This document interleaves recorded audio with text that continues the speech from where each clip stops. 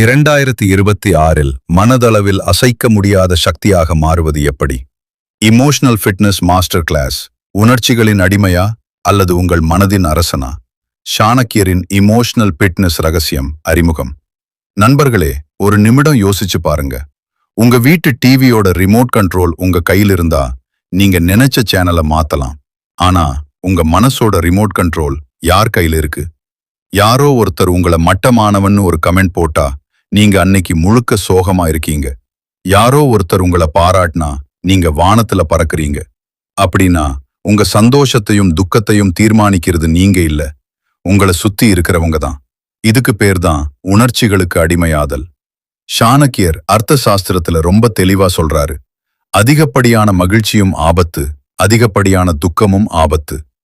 இன்னைக்கு வீடியோல அடுத்த 20 நிமிஷத்துல உங்க மனசோட ரிமோட் கண்ட்ரோல எப்படி நீங்க திரும்ப வாங்க போறீங்கன்னு பார்க்க போறோம். சாணக்கியர் காட்டும் சமநிலை, த கான்செப்ட் ஆஃப் நியூட்ராலிட்டி. சாணக்கியர் ஏன் அதிகப்படியான மகிழ்ச்சி ஆபத்துன்னு சொன்னார் தெரியுமா? ஏன்னா ஒரு மனுஷன் ரொம்ப சந்தோஷமா இருக்கும்போதுதான் யோசிக்காம வாக்குறுதிகளை கொடுப்பான்.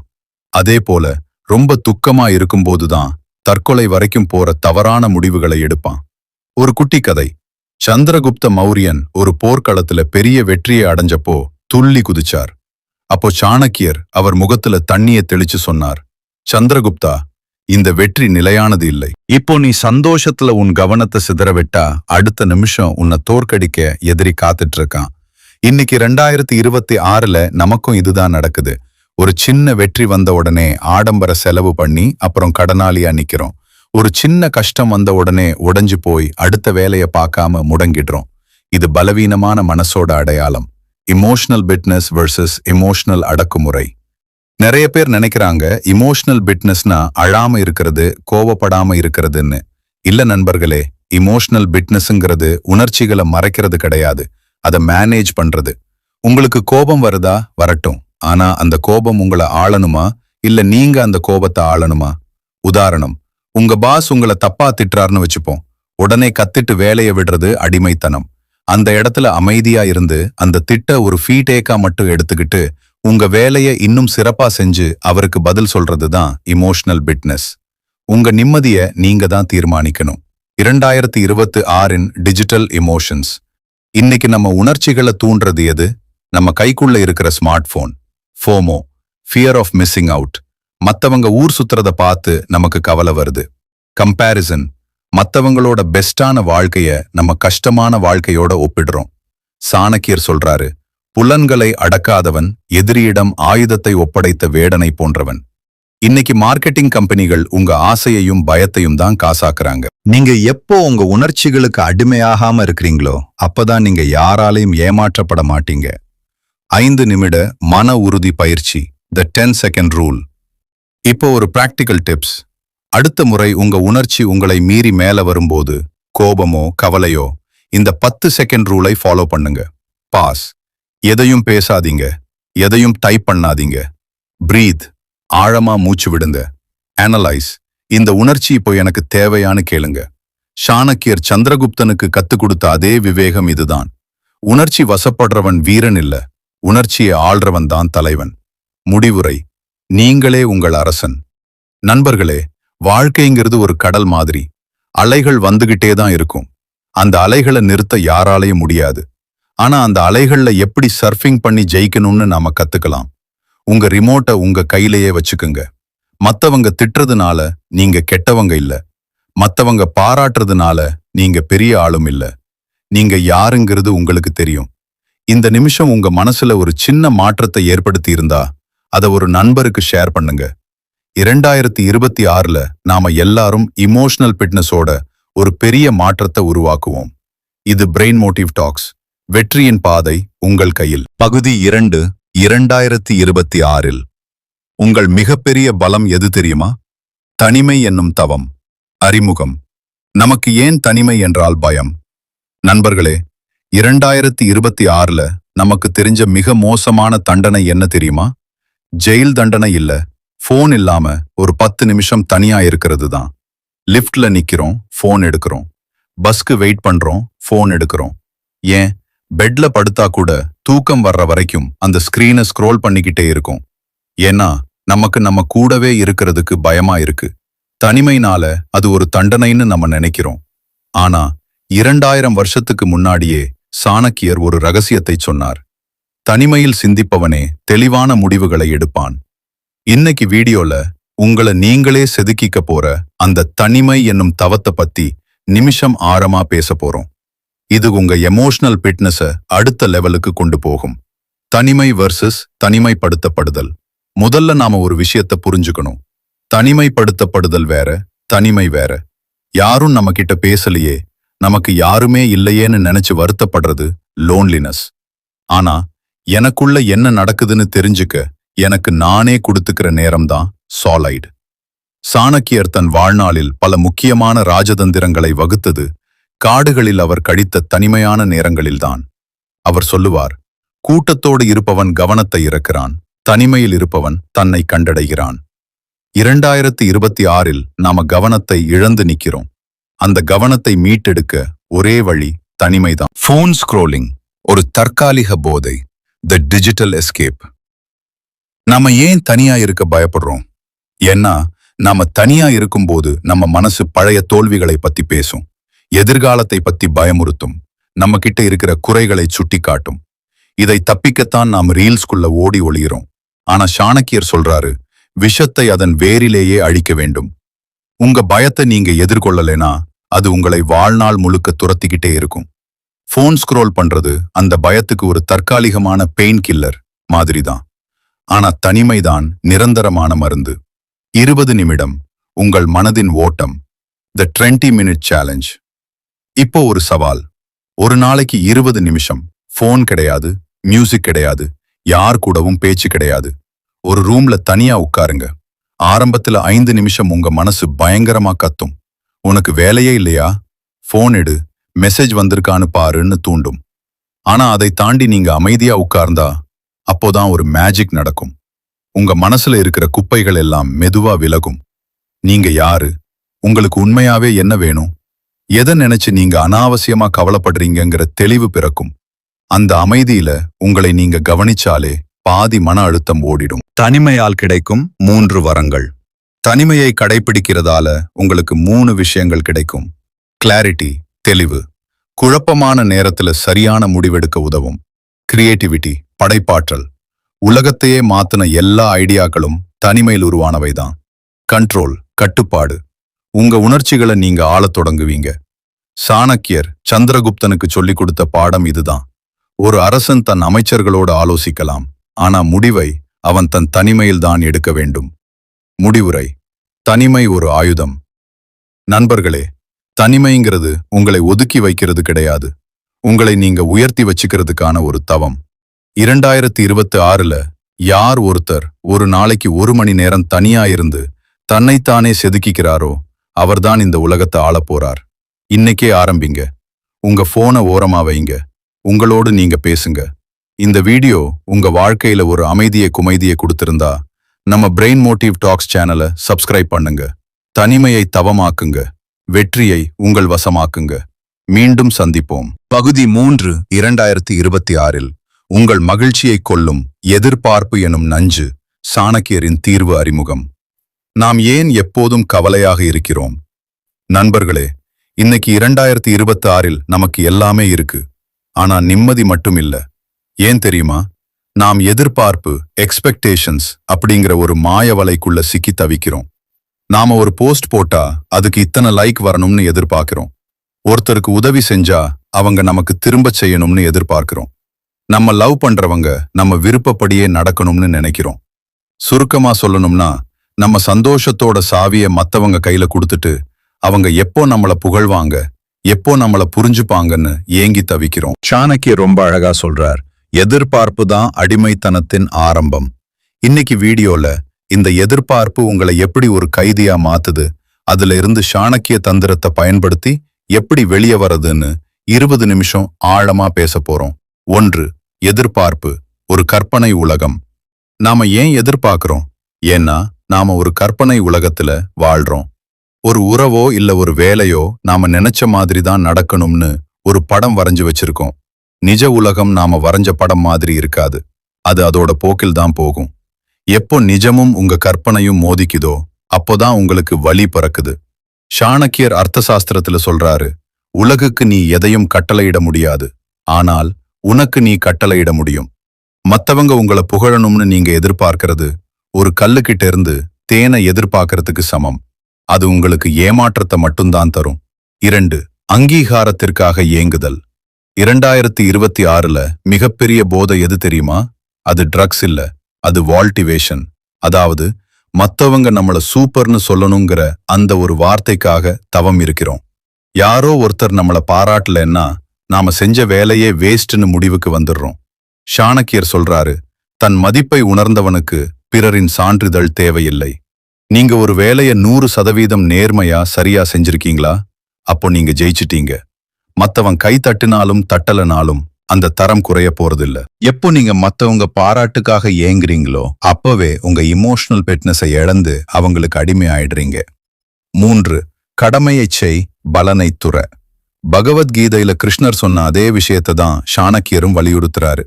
கடமையைச் செய், பலனை எதிர்பார்க்காதே. இத கொஞ்சம் ஆழமா புரிஞ்சுக்கங்க. பலனை எதிர்பார்க்காதே அப்படின்னா சம்பளம் வாங்காதேன்னு அர்த்தம் இல்ல. ரிசல்ட் என் கையில இல்ல, ஆனா அந்த வேலையை செய்யற விதம் என் கையில இருக்குன்னு நினைக்கிறது தான் அது. ஒரு போர்ல சாணக்கியர் வியூகம் அமைப்பார், ஆனா அந்த போர்ல ஜெயிக்கிறதும் தோக்கறதும் காலத்தின் கையில் இருக்குன்னு அவருக்கு தெரியும்.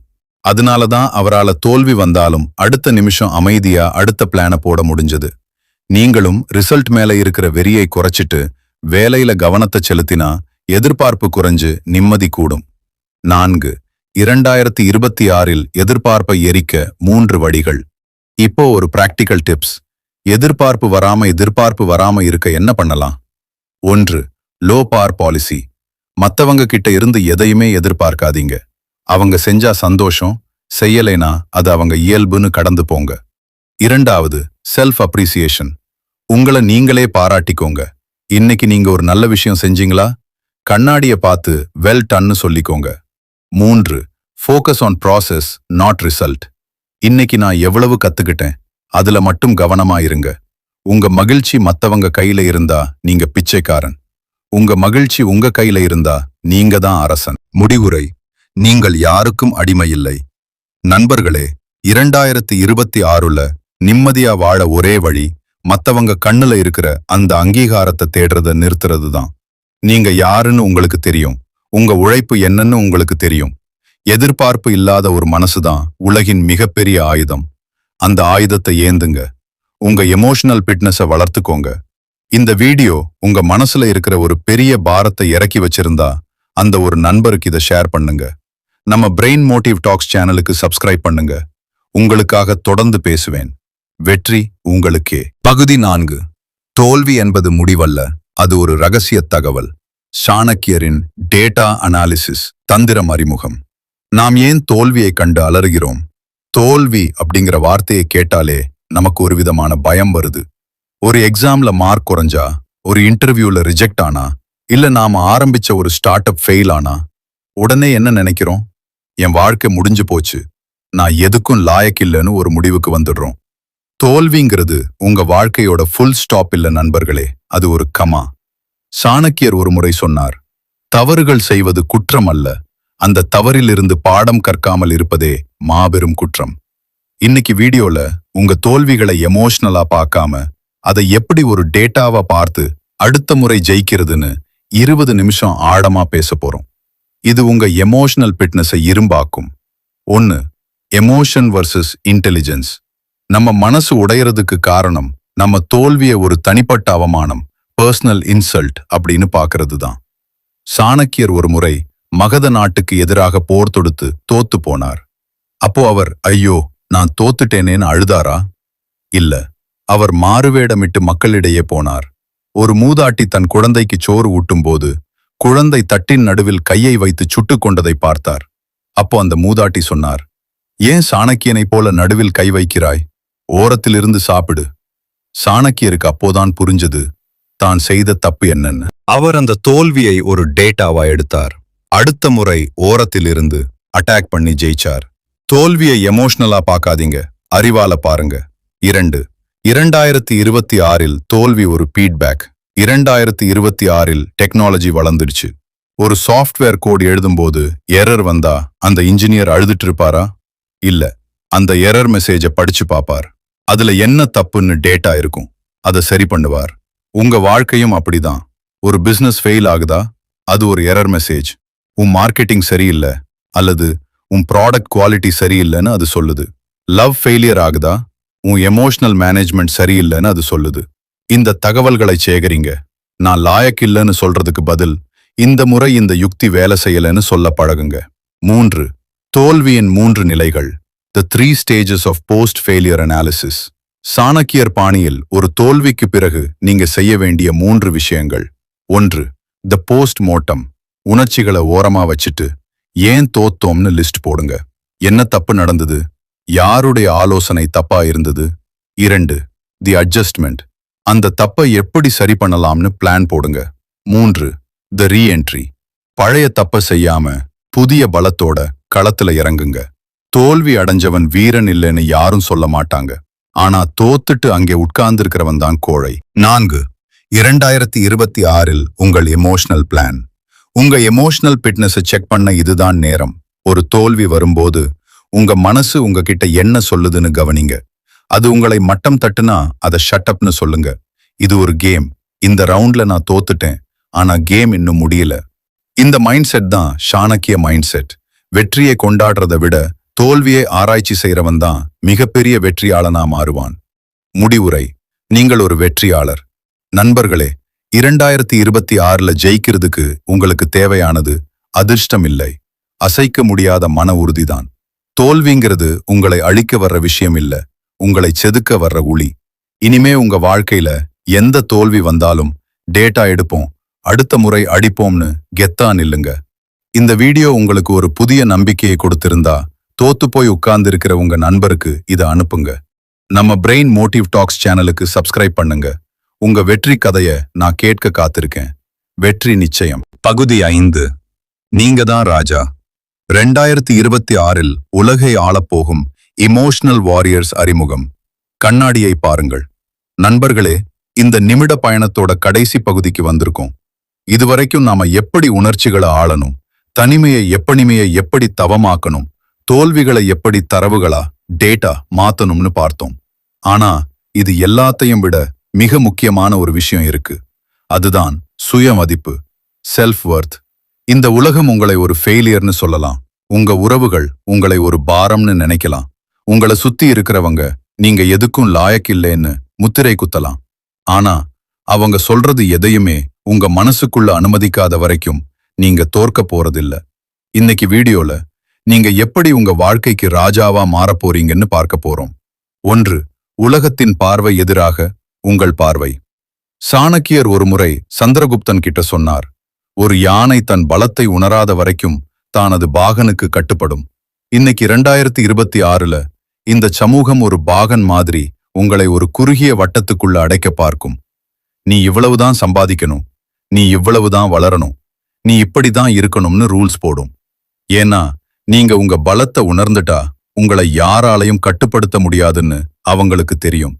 உலகம் உங்களை எப்படி பார்க்குதுங்கிறது அவங்க பிரச்சனை. ஆனா நீங்க உங்களை எப்படி பாக்குறீங்க?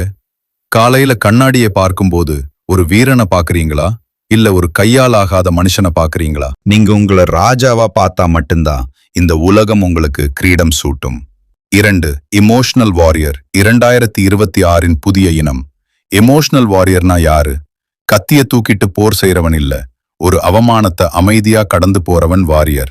ஒரு துரோகம் நடக்கும்போது அதை தாங்கிட்டு அடுத்த வேலையை செய்யறவன் வாரியர். சுத்தி இருக்கிற எல்லாரும் முடியாதுன்னு சொல்லும்போது தனக்குள்ள முடியும்னு நம்புறவன் வாரியர். மன உறுதி உள்ளவன இந்த உலகத்தால ஒருபோதும் அசைக்க முடியாது. 2026 நமக்கு தேவைப்படுறது பணமோ பதவியோ இல்ல, இந்த அசைக்க முடியாத மன உறுதிதான். உங்க மனசை ஒரு கோட்டையா மாத்துங்க. அந்த கோட்டைக்குள்ள எந்த ஒரு நெகட்டிவ் எண்ணத்தையும் அனுமதிக்காதீங்க. 3. சாணக்கியரின் ஆத்ம பலம், இன்னர் ஸ்ட்ரென்த். சாணக்கியர் சந்திரகுப்தனை உருவாக்குறதுக்கு முன்னாடி அவனுக்கு கத்து கொடுத்த முதல் பாடம் ஆத்ம பலம். எதிரி எவ்வளவு பெரிய ஆளா இருந்தாலும் அவனோட பயம்தான் அவனோட பலவீனம்னு சாணக்கியர் நம்பினார். அதே போல உங்க கவலை தான் உங்களோட பலவீனம். உங்க மனசை இரும்பாக்க ஒரு சின்ன பயிற்சி. ஒவ்வொரு நாளும் தூங்குறதுக்கு முன்னாடி இன்னைக்கு நான் எதிர்கொண்ட கஷ்டம் என்ன, அதை நான் எப்படி தைரியமா கையாண்டேன்னு ஒரு டைரியில எழுதுங்க. ஒரு மாசம் கழிச்சு பார்த்தீங்கன்னா நீங்க எவ்வளவு பெரிய இமோஷனல் வாரியரா வளர்ந்திருக்கீங்கன்னு உங்களுக்கே புரியும். நீங்க தான் உங்க வாழ்க்கையோட படைப்பாளி. 4. வெற்றியின் ரகசியம். கெத்து, த ஆட்டிடியூட் ஆஃப் சக்சஸ். வெற்றிங்கிறது ஒரு இடம் இல்ல, அது ஒரு மனநிலை, ஆட்டிடியூட். ராஜாவா வாழ்றதுக்கு அரண்மனை தேவையில்லை, ராஜாவோட மனநிலை இருந்தாலே போதும். யார் முன்னாடியும் உங்க சுயமரியாதைய, செல்ஃப் ரெஸ்பெக்ட் விட்டு கொடுக்காதீங்க. தப்பு செஞ்சா மன்னிப்பு கேளுங்க, ஆனா யாரும் உங்களை மட்டம் தட்டுறதை அனுமதிக்காதீங்க. 2026ல ஒரு இமோஷனல் வாரியரா கெத்தா வாழுங்க. உங்க நிம்மதி, உங்க வெற்றி, உங்க வாழ்க்கை, இது 3க்கும் நீங்க தான் பொறுப்பு. முடிவுரை: வெற்றி நிச்சயம்.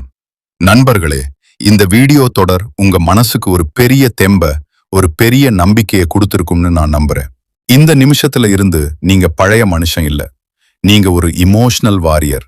இந்த வீடியோ உங்க மனசுக்கு ஒரு சின்ன தீப்பொறியை உண்டாக்கி இருந்தா, அந்த ஒரு நண்பருக்கு, யாருக்காவது நம்பிக்கை தேவைப்படுற அந்த ஒருவருக்கு இதை ஷேர் பண்ணுங்க. அவரோட வாழ்க்கையிலும் ஒரு மாற்றத்தை உண்டாக்குங்க. மறக்காம நம்ம பிரெயின் மோட்டிவ் டாக்ஸ் சேனலுக்கு சப்ஸ்கிரைப் பண்ணுங்க. உங்க மனசை இன்னும் வலிமையாக்க, உங்களை ஒரு வெற்றியாளனா மாற்ற நான் இன்னும் பல ரகசியங்களோட வர்றேன். எப்பவும் ஞாபகம் வச்சுக்கங்க, நீங்க தான் ராஜா.